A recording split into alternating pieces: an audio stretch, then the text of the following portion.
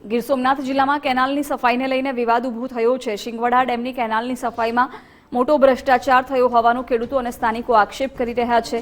શિંગોડા ડેમમાંથી નીકળતી અંદાજિત 45 કિલોમીટર લાંબી આ કેનાલ 16 ગામના અંદાજિત 1200 હેક્ટર જમીન વિસ્તારમાં સિંચાઈનું પાણી પૂરું પાડે છે।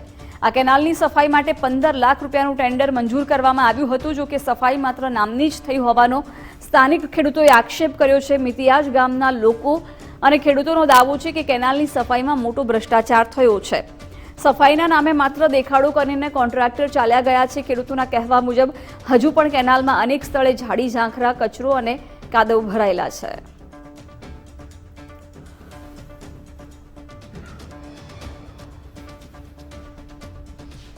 છેલ્લા 2-3 વર્ષથી જે પાણી આપવામાં આવે છે એને અગાઉ જે કેનાલ સાફ કરવાનો સરકાર દ્વારા કોન્ટ્રાક્ટ એજન્સીને આપવામાં આવે છે કે સાફ સફાઈ કરવા માટે સંપૂર્ણ રીતે સાફ થઈ તો ખેડૂતોને પાણી પૂરતું મળી રહે, તો એ પાણી સાફ સફાઈ માટે છે એજન્સીઓ દ્વારા અને કોન્ટ્રાક્ટ દ્વારા છે એ સંપૂર્ણ રીતે સાફ કરવામાં આવતી નથી એવું લાગે છે અમને।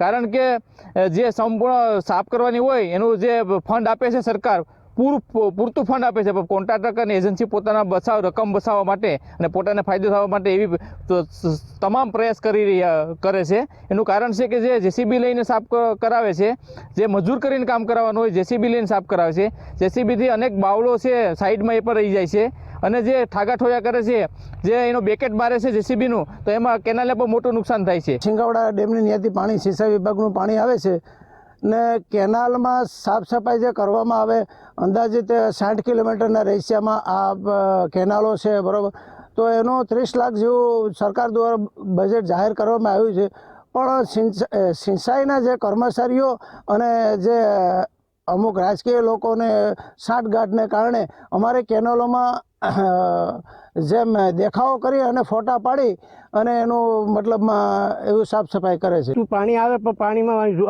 બગડે બહુ, એમ કેમ આડું બધી હલવાઈ જાય એવી ખેડૂત પાસે કઢવે, પગજું અહીંયા આવીને કે લઉં પછી પગજું પાસે જવું, ખેડૂત સાફ નથી થતી નહીં, સાફ આ રીતની કરી થાય, બીજું કંઈ નહીં। 13 તારીખના રોજ સિંચાઈ સમિતિની બેઠક મળી છે અને બેઠકમાં નક્કી થયા મુજબ ફોર્મ ભરવાની અને કેનાલ સાફ સફાઈ કરવાની કામગીરી પૂર્ણ કરી અને પૂર્ણ થયા બાદ કે આ વખતે માવઠું પણ પડેલું હતું, કેનાલમાં પાણી ચાલુ હતું, એટલે કેનાલ છોડવા પહેલા જેટલું આવશ્યકતા મુજબનું કામ હતું તે કામકાજ પૂર્ણ કરી અને કેનાલમાં પાણી છોડવામાં આવેલું હતું।